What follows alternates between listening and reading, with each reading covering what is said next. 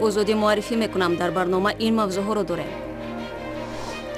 والدان یکی از محکوم شده ها در قضیه کشتار پرسر و صدا در شهر ترسونزاده برای بازبینی حکم فرزندشان به دادگاه نظارتی شکایت بردند. دانشمندا گفتند این خانم به اومده التماس کردند که دیگه جلبه نکنین، 12,000 دلار پول میتیم گفته. یکی از دادگاه های ولایت ختلان 12 مرد توجیک را برای مرد شکنی جریمه بسته است. و بعد 60 سال جدایی با کمک شبکه‌های اجتماعی سلطانه نزدیکانش را در پاکستان پیدا کرد. وقتی من با مراجعتنامه آشنا شدم، آن توجهم را جلب کرد. آنجا نام برادران، پدر و دهه‌اشان ذکر شده بود. من تحقیق خود را شروع کردم. والدان یکی از محکوم شده ها در قضیه کشتار پرسر و صدا در شهر ترسونزاده برای بازبینی حکم فرزندشان به دادگاه نظارتی شکایت بردند. یک ماه قبل رحیم جان کاملوف برای شریکی در قتل نوزیمه اسام‌الدینوای 15 ساله به 20 سال زندان حکم شد. ولی پدر و مادر این محکوم شده ادعا دارند که پسرشان ناآگاهانه به این جنایت همراه شده است. درباره گردش نو این قضیه میرزا نبی خالقزاد تفصیلات دارد. نزدیکان رحیم جان کاملوف که در کشتار ناظمه 15 ساله همراه با عبدالقاسم نورمتوف دست داشته است میگن که فرزند آنها فریب خورده است و عمدن به این عمل وحشانه جلب کرده شده است. آنها میگویند که حتی نزدیکان عبدالقاسم نورمتوف به آنها 12,000 دلار پیشنهاد کردند که در جریان تفتیشات تا انجام تفتیشات آنها صدا بلند نکنند و هیچ گونه از خود واکنش نشان ندهند. دانشمندا گفتند این خانم به اومده التماس کردند که دیگه جلبه نکنین، 12,000 دلار پول میتیم گفته. کی گفت به شما همین که پول؟ پدر نورمتوف. نه یک سوم دادگی مانه. نه من 2 بار حاجی دروغ نمیگویم. بچگانم هم آمدگیش نه، یگان تا بچم آمدگیش نه، یک من آمدم. دادگاه عالی تاجیکستان روز 28 اپریل سال روان شریک او رحیم جان کاملوف را برای 20 سال از آزادی محروم کرد. عبدالقاسم نورمتوف و رحیم جان کاملوف دو همسن و ساکنان ناحیه ترسونزاده بر اساس ماده 104 کادکس جنایی یعنی کشتار گناهکار دانسته شدند. به سوال اینکه چرا به متهم اصلی 10 و به شریکش 20 سال زندان تعیین شد، مقامات گفتند که عبدالقاسم نورمتوف در روز کشتار هنوز نابالغ بوده است. قبلا عیبدار کننده دولت از دادگاه عالی برای عبدالقاسم نورمتوف 10 سال زندان ولی برای شریک وی رحیم جان کاملوف 22 سال حکم زندان طلب کرده بود. دادگاه این چنین میرزا مودین میرزا رحیموف مدیر اینک سابق شعبه تشخیص طبی و سودی ناحیه ترسونزاده را برای پیشنهاد تشخیص بر دروغ شرطاً برای 2 سال از آزادی محروم کرد. جسد ناظمه اسام‌الدینووا روز 4 فوریه امسال در یکی از میدانهای کشت ناحیه ترسونزاده با 15 زخمی کار آشکار شده است. خانواده‌اش میگویند آن بیگاه دختر در خانه پدر بزرگش بوده و عبدالقاسم نورمتوف و همراهش وی را با هدف گفتگو به بیرون بردند. به قبل والدان این دختر نابالغ در اول تشخیص طبی جنایی علت مرگ او را خودکشی اعلام کرد. میرزا نبی خالقزاد، فرزان محمدی، رادیو آزادی، دوشنبه. برنامه را ادامه میدیم. یکی از دادگاه های ولایت ختلان اخیراً 2 ساکن این منطقه را برای مرز شکنی جریمه بست. این نفران در منطقه مرزی تاجیکستان و ازبکستان بدون اجازت به نگاهبینی چوروا مشغول بودند و با این عملشان رجای مرزی دولتی را ویران کردند. آرزوی کریم موضوع را ادامه میدهد. دادگاه ناحیه ناصر خسرو در 230 کیلومتری جنوبی دوشنبه 2 مرد ظفر گلمیرزایوی 41 ساله و رینت علیوی 29 ساله را جریمه کرده است. این 2 مرده بر اساس ماده 498 کودکس حقوق ویرانکنی مأموری یعنی ویران نمودنی رجایی سرحدی دولتی با پرداخت جریمه هر کدام به مقدار 1500 سومانی جریمه شدند. در این باره از دادگاه ناحیه ناصر خسرو به رادیو آزادی خبر دادند گفتند که این 2 ساکن ناحیه ناصر خسرو که در جماعت نوروز زندگی می‌کردند از ناآگاهی مرز تاجیکستان را همراه چاروای خود گوسفندهای خود عبور کردند. طبق اطلاع رسمی از حکومت ناحیه ناصر خسرو سال 2015 نیز چند حالت غیر قانونی عبور کردن 10 مردها ثبت شده است که آنها نیز جریمه شدند.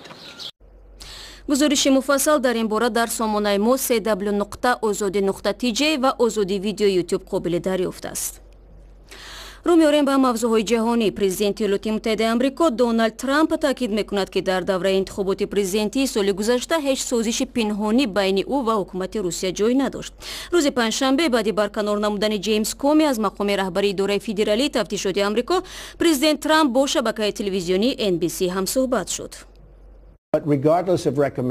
من تصمیم داشتم که کامی را برکنار کنم. زمانی به این تصمیم رسیدم به خود گفتم این قصه های ترامپ و روسیه صحنه سازی هستند.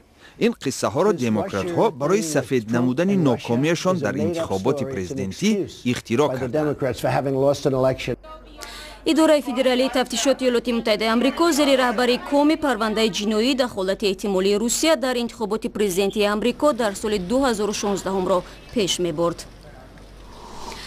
در ادامه موضوع آمریکا، دیروز حکومت این کشور در مراسم پرشکوه با یکی از قسم‌های نظامی در شهر دوشنبه لوازمات فنی را تقدیم کرد. سفیر آمریکا در رسم تقدیم این تجهیزات همکاری دو کشور را در حفظ مرزها مهم خواند. رهبریت سفارت آمریکا در دوشنبه به نیروهای مرزبانی تاجیکستان با مبلغ 6 میلیون دلار آمریکایی کمک تقدیم کرد.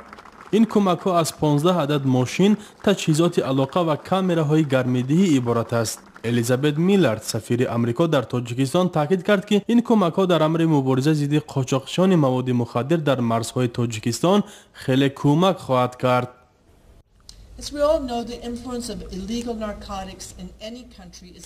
هر یک نفر می‌داند که تأثیر مواد مخدر به همه کشورها فوق‌العاده خطرناک است. مواد مخدر باعث به هم زدن اقتصاد، صحتی و نظام معارف می شود. مواد مخدر مرتبط به تروریسم می تواند تمام منطقه را بی‌ثبات کند.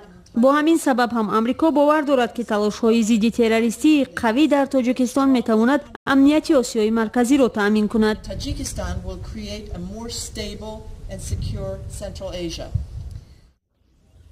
به نمایندگی از حکومت تاجیکستان در این مراسم رئیس کمیته دولتی امنیت ملی سیمومین یتیموف و حکومت آمریکا برای تقدیم به گفته‌اش تحفه حقیقی و سری وقتی به سرحدبانان تاجیکستان تشکر کرد و تاکید کرد که کمک‌های آمریکا در مرحله به گفته او حساس امروزه اهمیت خاص پیدا می‌کند.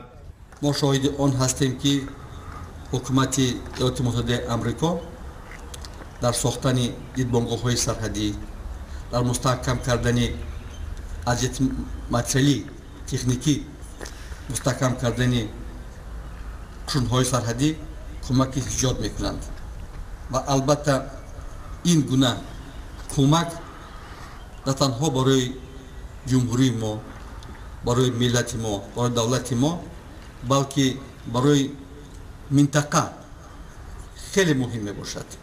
آمریکا تاکید میکند که در دوام 25 سال همکاری های دو کشور بعد کسب استقلالیت تاجیکستان، آمریکا به این کشور در حجم عمومی 1.8 میلیارد دلار کمک کرده است که از معارف تا کشاورزی و تامین امنیت را در بر میگیرد.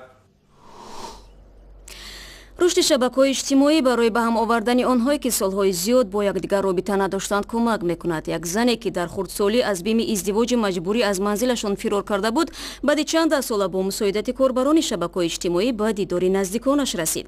این واقعه چگونه صورت گرفت در گزارش نوبت قصه می شود. سلطانه بعد 60 سال اولین بار در مرز هندوستان و پاکستان به دیدار برادرش رسید. سهمگزار اصلی این دیداربینی کاربران شبکه‌های اجتماعی بودند. سلطانه در 12 سالگی از همین دهه شمال پاکستان بینام و نشان شد.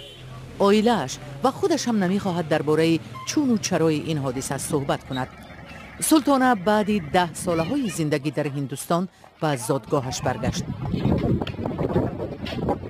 رسانه‌های محلی نوشتند که او را در خردسالی می‌خواستند اجباراً به شوهر دهند، ولی او بینام و نشان شد. بسیار همدیهگانش فکر می‌کردند که او مرده است. اما این زن این همه سال در منطقه کشمیر تحت نظارت هندوستان زندگی می‌کرد. او چندین فرزند و نبیره‌ها دارد. شوهرش سالهای 80 درگذشت. یکی از پسرانش دلتنگی مادر را دید و خواست آرزوهای او را برآورده سازد. دائما می‌دیدم که گذشته را یاد می‌کند. من با هدف کمک به او سوال می‌دادم ولی خاموش بود. پسر سلطانه متن مراجعتش را در یکی از گروه‌های کاربران شبکه اجتماعی در زادگاه مادرش پاکستان جای داد. کاربران محلی پیام را دیدند و با او در ارتباط شدند. وقتی من با مراجعتنامه آشنا شدم، آن توجهم را جلب کرد. آنجا نام برادران، پدر و دهه‌اشان ذکر شده بود. من تحقیق خود را شروع کردم. بعد مدت سلطانه نزدیکانش را پیدا کرد و حتی با آنها صحبت ویدیویی انجام داد. سپس به او ویزای 2 ماهه دادند. سلطانه مدتی را در کنار خویش و اقربا در پاکستان سپری می کند و بعداً به هندوستان به کنار خانواده خودش برمیگردد.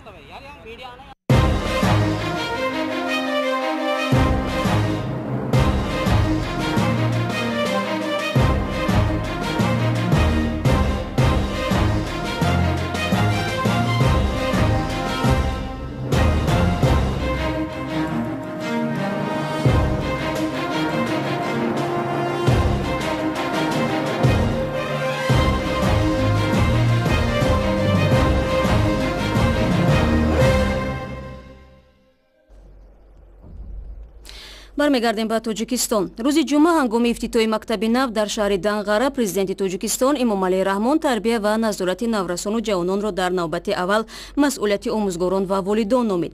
ишора ба масъулияти мактабу оила дар ҳолест ки бино ба омори расмӣ дар солҳои ахир беш аз 1400 шаҳрванди тоҷикистон ба гурӯҳҳои даҳшатафкани хориҷӣ шомил шуданд. аммо саҳнаи сиёсиву иқтисодӣ барои ҷавонони тоҷик то куҷо боз аст? посухи ин суолро ҳамкорони мо ҷустуҷӯ карданд. که سمت کارهای علمی تحقیقاتی و کارهای سیاسی وای کردم. عبدالله رحمانزاده از حوزه یگانه عمومی جمهوریوی به مجلس نمایندگان نامزد است. وارد شدن اسم او بر روی خط نامزدهای حزب برای وکیلی از نظرش بیانگر وجود فضای مساعد در حزب برای تربیت جوانان است. کاربری یا که بدون پیشبرد سیاست درست در سمت کار با جوانان، من فکر نمیکنم که یگان حزب با یک مرتبه و منزلت مشخص در جامعه صاحب گردد. حزب خلق دموکراتی که از 7 حزب فعال تاجیکستان است. رئیس آن را پرزیدنت امامعلی رحمان بر عهده دارد. این حزب 13 دکبر سال 1994 تأسیس یافته تا حال در عرصه سیاسی تاجیکستان مؤثر است. اعضای حکومت تاجیکستان اکثر از نمایندگان آن انتخاب می شوند. برای عمرجان صابریان، نماینده جوان حزب کمونیست تاجیکستان در قیاس با عبدالله رحمانزاده افق سیاسی برنگ دیگر می نماید. حزب کمونیست که سابقه بیش از 90 ساله در تربیت کادرهای جوان دارد تا جای مثل احزاب سیاسی دیگر تاجیکستان برای جلب جوانان دست کوتاه است. میخوام که یک سیلیات جوانان کشویم، یک کارهای علمی نظریوی در این سمت انجام دهیم و توانیم که جوانان را بیشتر به حزب‌های سیاسی جلب نماییم. با وجود داشتن هدف‌های سیاسی مشخص، بعضی جوانان افضل می‌دانند در چهارچوب حزب‌های سیاسی نباشند، چون که برنامه‌های احزاب موجوده تکرار یکدیگرند. راست گپ خود را در سیاست امروزه من دیده نمی‌توانم. در مقامات دولتی افسوس که دیده نمی‌توانم. و از این جهت اعضایی به این آن حزب هم نیست، برای من یک معنی معین ندارد. حالا در عموم در تاجیکستان محفل‌های سیاسی دائمی انگشت شمارند. اتفاق جوانان تاجیکستان گاه جمع‌آمدهای سیاسی برگزار می‌کند که از سازندگان وطن کم فرق می‌کند. جای محفل‌های دیگراندیشان هنوز در فضای سیاسی خالی است. سال 2010 مجلس نمایندگان در همکاری با کمیته جوانان پارلمان جوانان را تأسیس دادند. مقصد داشتند جوانان را در عرصه سیاست تربیت کنند. یک مدت صدای جوانان این گروه بلند بود، ولی حالا فعال نیستند. این پارلمان رمزی از طرف سازمان جمعیتی ما و جامعه شهروندی مبلغ گذاری میشد و با قطع پول امدادی پارلمان جوانان از فعالیت ماند. کارشناسان میگویند وضع اجتماعی و کم فعالیتی احزاب سیاسی باعث کم توجهی جوانان به سیاست گردیده است. در آینده این عامل برای شکل گرفتن جامعه آزاد و دموکراتی در تاجیکستان مانع ایجاد میکند. اینجا با شما خداحافظی میکنیم. تشکر برای همراهی. استراحت خوب و خدا نگهدار.